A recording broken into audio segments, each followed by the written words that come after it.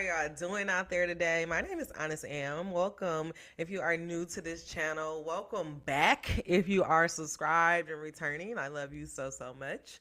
I am here for another next level review. We are at season 4, episode 11. Tapas In was the name of this episode. And I'm not going to waste any time. I'm going to go ahead and just get right on into it. So let's go ahead and do it.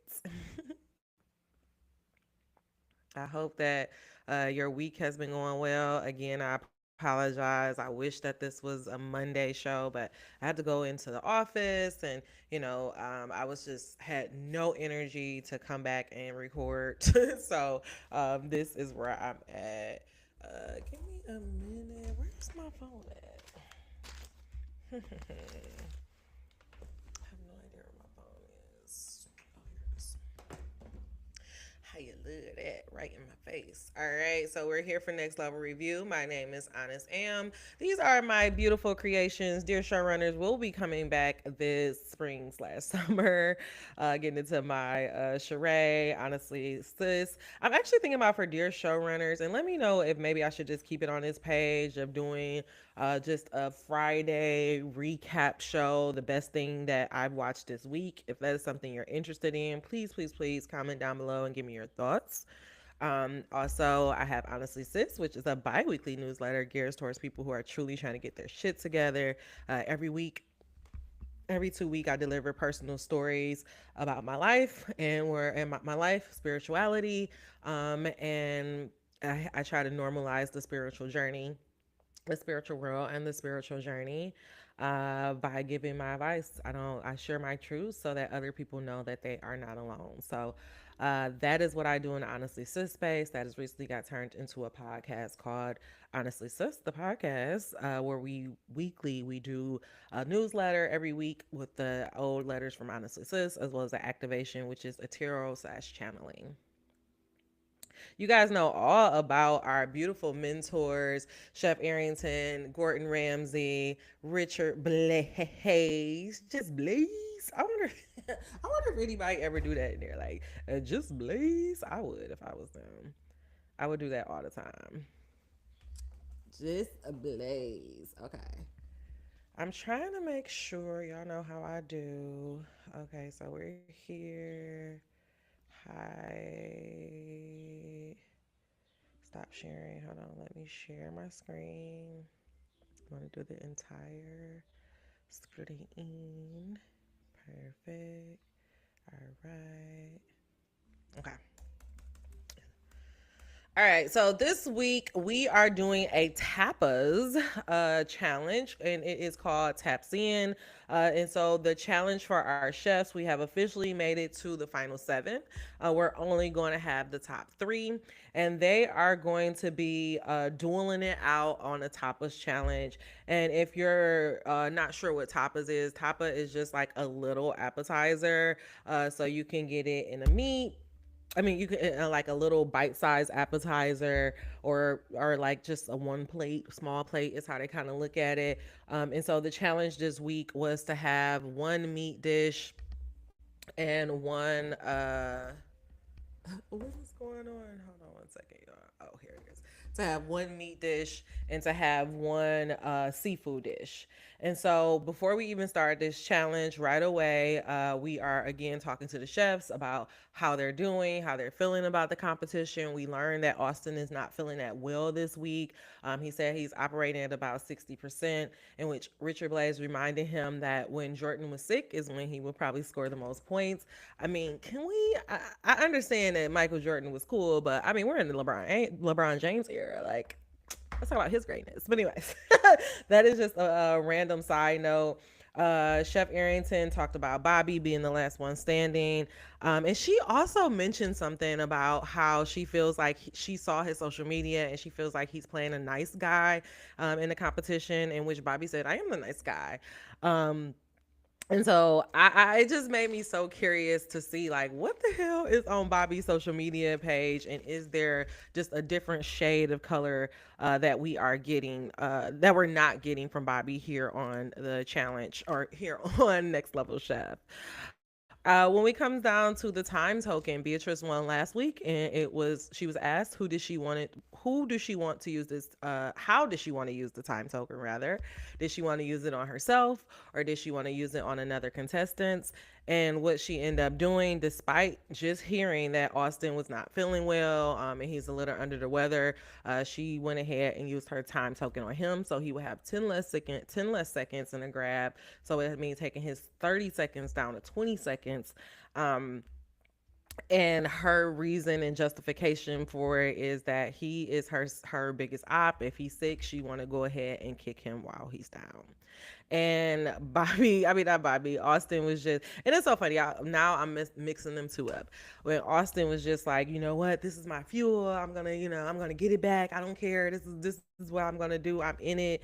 I'm gonna bounce back. She have no idea what fire she set up in me, and honestly, she didn't have any idea. I'll go ahead and do before we really dive into the episode. I do want to give you just my top overall reviews of this episode. I do feel like it was a nice, fun challenge. It seemed like everybody thought they had it under control, and just little mistakes end up messing them up in the end. I thought that this was probably our strongest elimination round.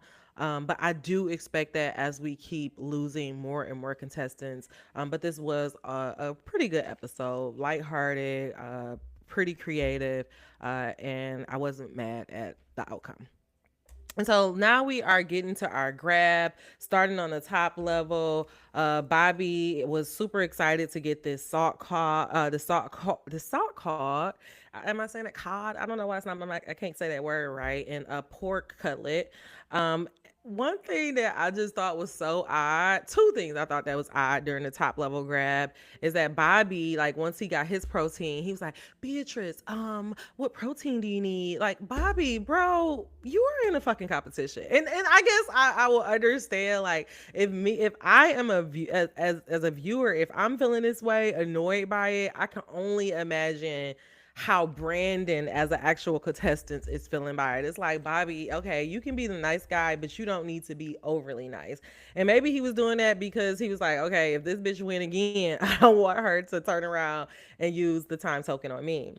The second thing that I thought was interesting was that during the grab, Beatrice was like asking Gordon Ramsay, okay, so should I get prawns? Should I get this? He was like, whatever you want. And I just feel like I understand that that's her mentor, but it's starting to border on a little bit inappropriate. And it's like she's forgetting that she's in a competition and that this is not her fucking daddy. Like, oh my, I can't open a bottle. Like, I don't drink liquor. And I don't know. It's just like maybe this is just her youngness coming out, and this is her first time having the attention of a world renowned chef, but to me, it was just inappropriate. And I was just like, girl, what? Like reason number 50,000 why I don't want you to win.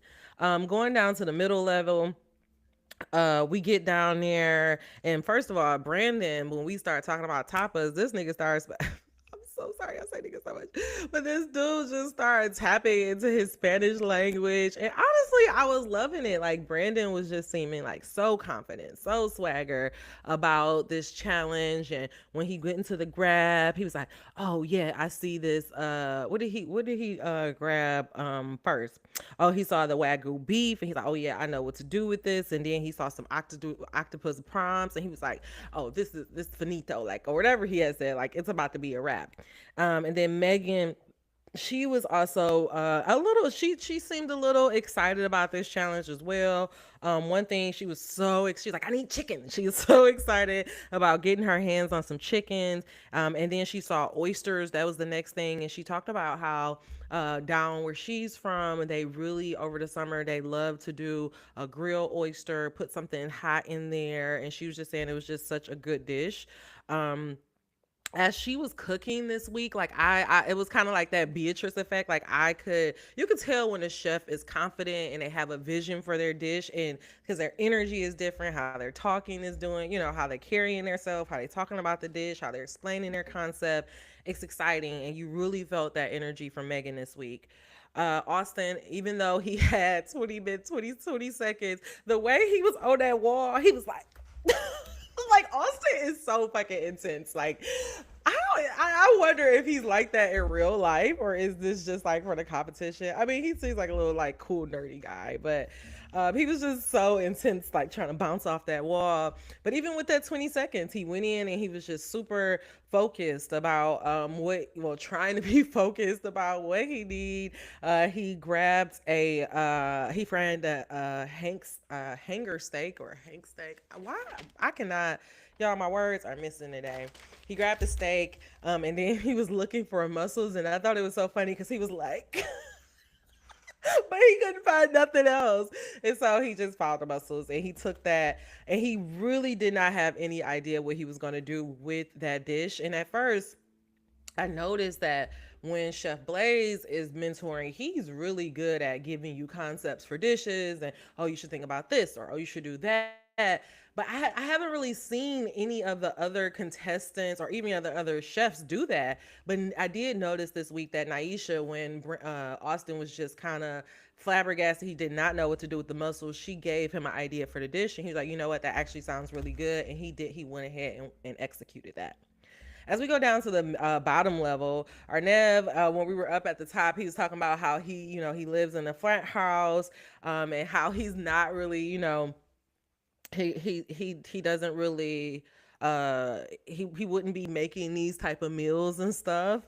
But I also was like, what is it like to live in a frat house? Like I lived in a dorm room, and I also went to a HBCU, one of the more stricter HBCUs. And so our freshman year, we used to have like a policy where we couldn't have boys over during the week. Like it was just a whole thing. So my college experience is not the most typical, so I'm always curious about things like that. But as we get down to the basement, our knob end up grabbing what did my boo grab? What did he grab? What did he grab? Now I'm like blanking on what. Oh yeah. He ended up grabbing these sardines, and then he saw lamb kidneys. Oh my god, those lamb kidneys look so disgusting when he was cutting them. I was like, what is that white flaky stuff on it? I'm like, did he rinse them off? And then Ryan luckily found himself another steak. Another fish, which I never heard of a hank fish. And then he also had pig ears, which he did not know what to do with them, but he told Blais told him to go ahead, cut them up and stuff them in some peppers. Arnav knew right away that he's going to do sardines on toast, which is, I guess, a very popular dish. I've never had it, but I'll be open to it if I ever see it on a menu moving forward. But that is what we got from the grab and during kind of the pre-round. I will say during the mid-round drop was all about making a sangria, because what goes best with tapas is sangria. And so they could make either an alcoholic or a non-alcoholic sangria. Everybody did a pretty good job of just grabbing their stuff. Like Bobby was just so focused on his dish day. He was just like, whatever, I'm just gonna grab anything. But we did get a really, really cute shot of like Bobby as a bartender. And I was like, who the hell is that? Like Bobby was the baddie, okay? But one thing that I thought that was just so smart, Austin, he used that mid round drop to not only get ingredients to make his sangria, but also things to uplift his dish, because he realized that he was missing citrus and some herbs. And so when he went in to do that grab again, he ended up getting those items. And I was just like, oh, look at my boy. Even though he's operating at 60%, he's thinking smart. Now, let's go ahead and look at these beautiful dishes. On the bottom level, we had Blais as a mentor, as I had mentioned before. Arnav was down there. He made a sardines on toast, which Gordan said was very tasty. He made a lamb and kidney beans, which they said this was so funny, which they said that it just needed a touch more seasoning. Blais said he would have loved just a little bit more glaze on that. But when Arnav was cooking them, because the pans in the basement are like so bent and messed up, like he was like, one of them was well done, another one was half done, and he was like, are y'all in the same pan or not? Like I just thought that was like such a cute little quirk. I was like, okay, check him out. And then he ended up making a non-alcoholic ginger and cherry sangria. Ryan, his picture is shown right here on the screen. He made that, like I said before, Ryan made the Hank fish with some avocado crema. which everyone thought that was just very good and very nice, tasty, graceful, and elegant. Then he did the stuffed pig ears, which, oh, that is all, I almost forgot. When they were like finishing up, two things Blais was like, I can hear them. They're struggling up there. They're struggling up there. And then the other thing, like as they were like wrapping up and plating, he was like, yeah, sardines on toast, iconic. Stuffed pig ears and the peppers, iconic. And I was like, oh, please. Maybe in the food world, but I don't think people will like say sardines on toast is iconic. But again, I just love chefs and when they nerd out and show their love for food. But as you can see, Ryan Dish and how he presented it, it just looks really good. His sangria that he made was a cucumber, pineapple, and mint sangria, which yum. I'm sure he made that with like some white wine. Shit, I'll make that right now. Okay. Let's go on to our middle level. Our middle level kitchen, we had Chef Nyesha Arrington there. And in that level, we had Austin. Again, I told you all about him with his less than 20 minutes. But what he ended up making was a beautiful flank steak barbas. I have heard of that before. Now that I know what that is, I would definitely order it on a menu. He did those grilled mussels, making this type of a vinaigrette sauce that he put on top of it. And for his sangria, he did sparkling cranberry and basil. It looks so refreshing. And again, I really love how he used the ingredients for his sangria also into his meal, which I'm pretty sure that kind of made it very well balanced and made it pair even more for the judges.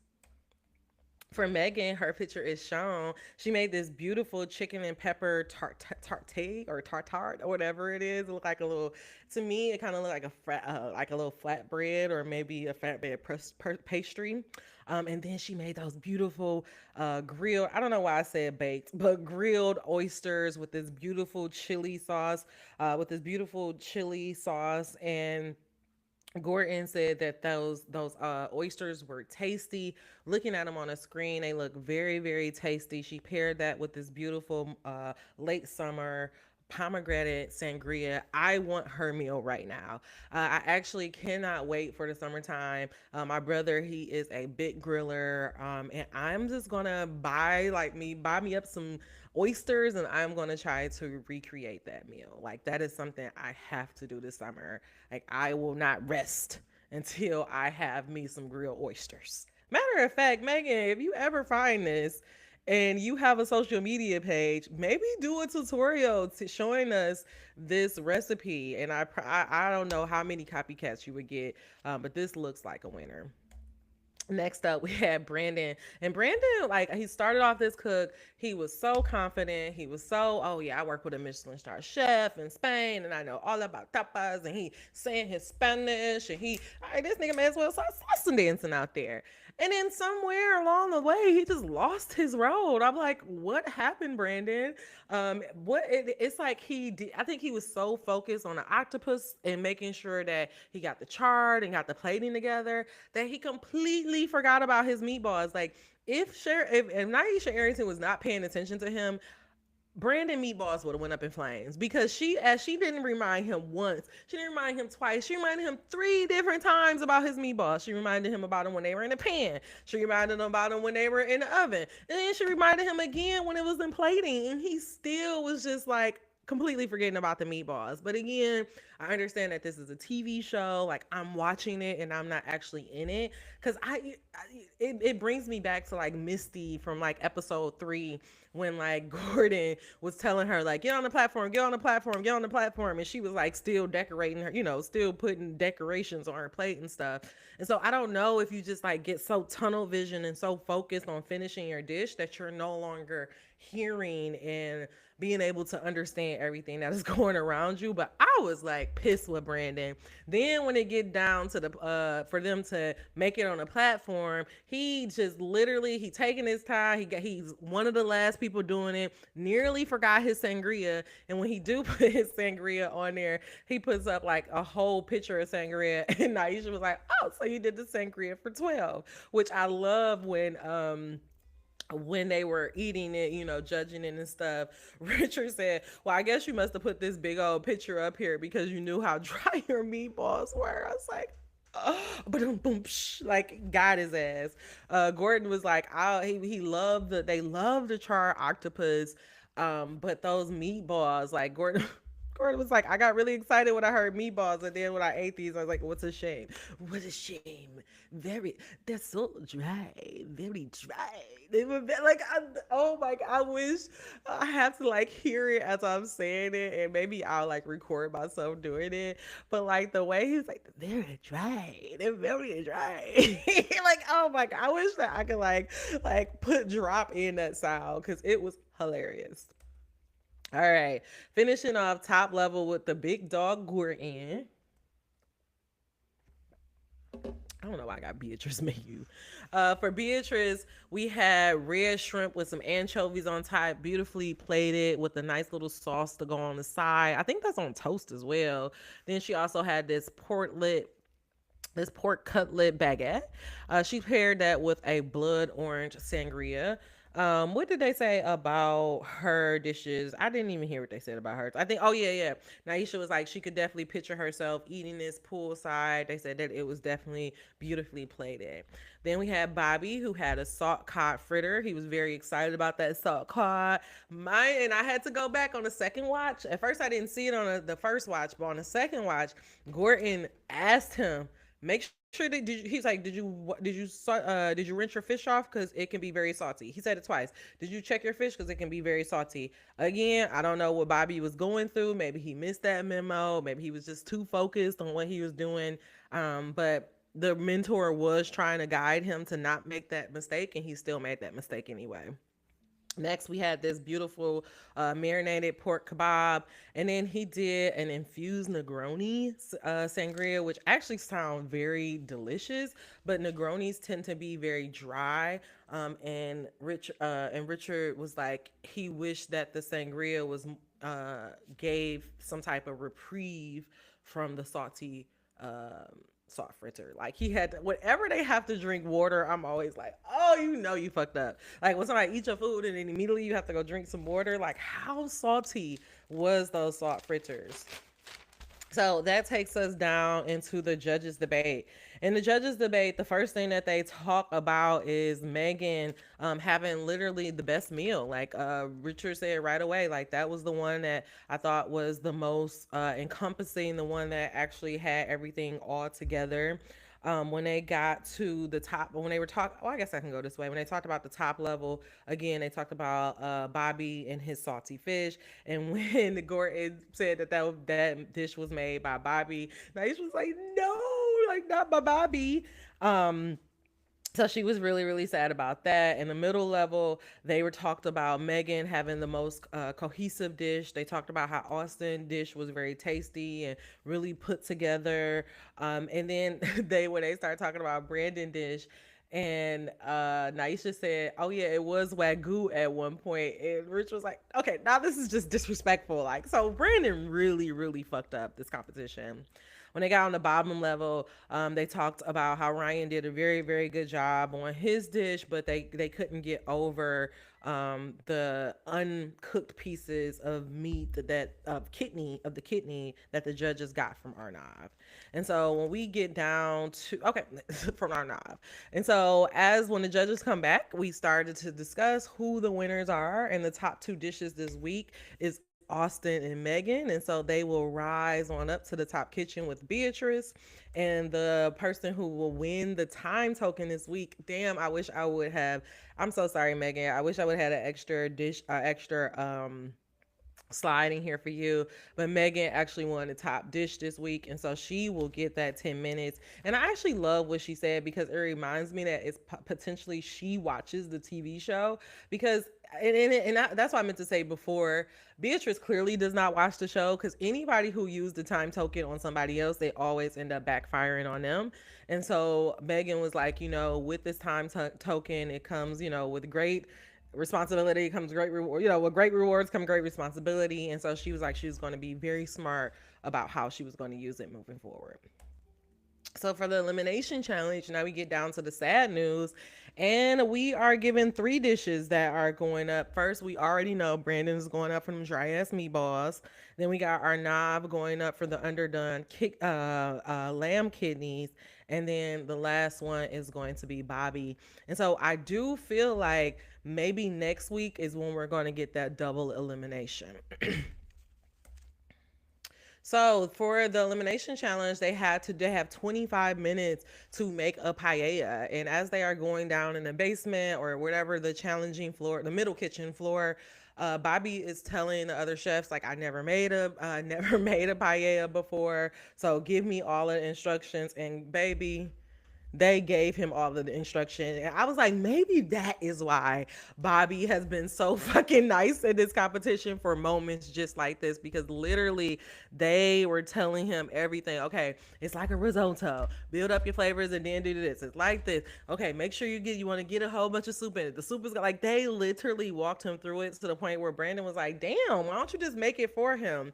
And Austin was like, so Brandon, how are you doing? And he's like, I want to help him, but he won't talk to him.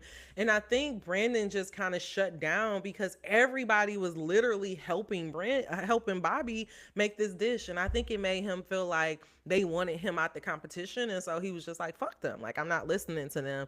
And he kind of just put his head out and he wasn't responding to them. Arnav really wasn't talking to the gallery too much as well. But as he was getting his grab, he realized that he was missing white wine, which I guess is a key ingredient in papaya. And so he wasn't able to get that. And so he had to think about other ways that he will have to develop that flavor. And so what we end up getting is from Arnav. He had a prawns and chorizo paella, which is the first one shown over all the way to the end, if I guess to the left. In the middle, we have Bobby's. No, in the middle, we have actually Brandon's octopus and clams. And then the last one is Bobby chicken and mussels. And so they talked about how our paella was very good, but it was like missing some of that complexity flavors that they typically want to have in a paella. Brandon's Nyesha talked about how it felt like every single grain of rice was perfectly created or coated in that rice. And then Bobby's I forgot what they said about Bobby's dish, but Bobby did it good enough.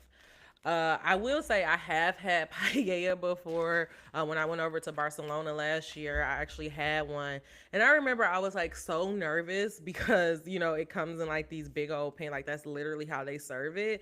And so like I was looking online and I was seeing like these big old pans of paella. And so I was like, dang, like I ordered one for myself, but I'm like, dang, am I going to be able to eat all of this? I had to get on my cruise the next morning. And so I was just really concerned. And then I got it and it was like, looks could be so deceiving. I finished that thing up in no time. It did not have leftovers, but it was good. I definitely would want to go back because the people next to me, they had another one that was kind of like a little soupy. It just looked so good. So yeah. So in this week we end up losing our knob, which I mean I'm sad to see it, but I did not. I told y'all about these young guns, which Ryan said that he's been cooking since he was 16 or 17, and he's technically not a young gun because he has a lot of years of experience in the kitchen. But I always told y'all I was worried about the young guns and how they were going to fare out over the rest of this competition. And honestly, I do feel like it's shaking out how it was supposed to be. All right, y'all. Final thoughts. Life advice. Our life advice actually comes from Arnav this week. One thing that he said, he was talking about. I think this was when he was first cooking, when he first got his ingredients, and he hadn't really cooked with the lamb hearts. And he was saying his parents have always taught him that challenging yourself is the best way to grow, and I am a firm believer in that. I will say, my intentions on for doing this series or covering this television series is because I love, I told you guys I love Next Level Chef, but also I wanted to challenge myself in actually reviewing a whole TV show, challenging myself to show up every week, to try to be consistent. And though I have dropped the ball, it really got me prepared on how to approach the next series that I'm going to do.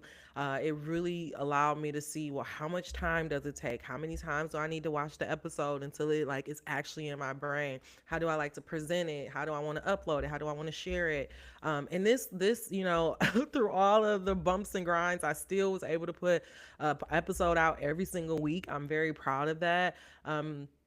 And I have seen the growth on my channel. I have seen the growth in my numbers and my watch numbers, and I'm very appreciative of it. You guys are not very talkative, but you're watching it, and I appreciate that.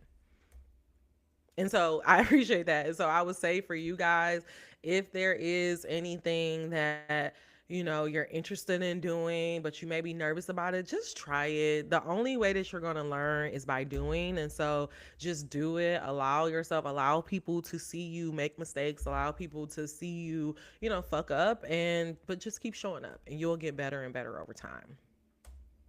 Mentor beef, nothing to report here. The mentors have just really been focused they have been really focused on the contestants, and probably because they're technically out of the team setting, so we haven't really had a lot of mentor beef. But I will say, like Blais, when they were getting down to the wire and about to start plating, he's like, I can hear them up there, they nervous, they this, and I do love how he's like, you may not have that Blais blue, but I'm still going to try to do my best to get you where you need to go. I just love how the mentors are just really trying to, help these contestants be the best chefs that they are, and like not make little mistakes, even though they're going to do it anyway. I just love this competition. I love how it's set up. Oh yes, there was. How could I forgot? Thank you so much, God. I know somebody was like, God, but yeah, I am a medium. Psychic and a medium, all those good things. So, it was like when Blais talked about, because he is the only mentor with now at this point he's the only one with 3 of his contestants still in there, and he was like, let's go ahead and make it a Blais final. And Nyesha said, and you still wouldn't win. Brandon was like, damn. I also was like, damn, Nyesha, so you saying that they can't even win if it's 3 of them in there? Like, what you trying to say?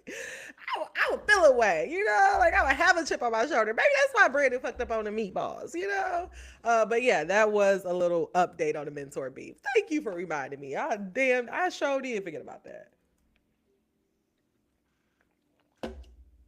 Predictions.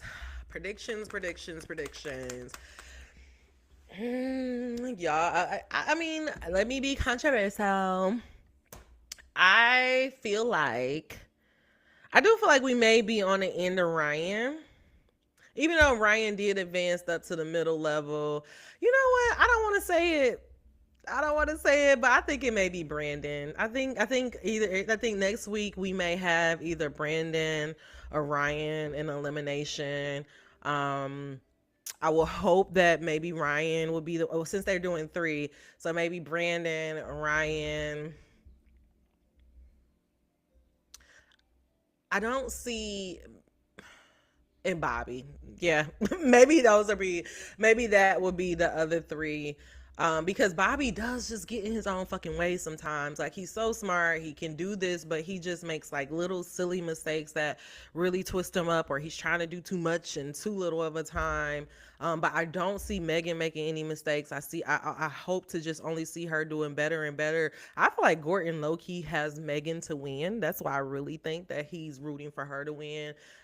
Her and Beatrice.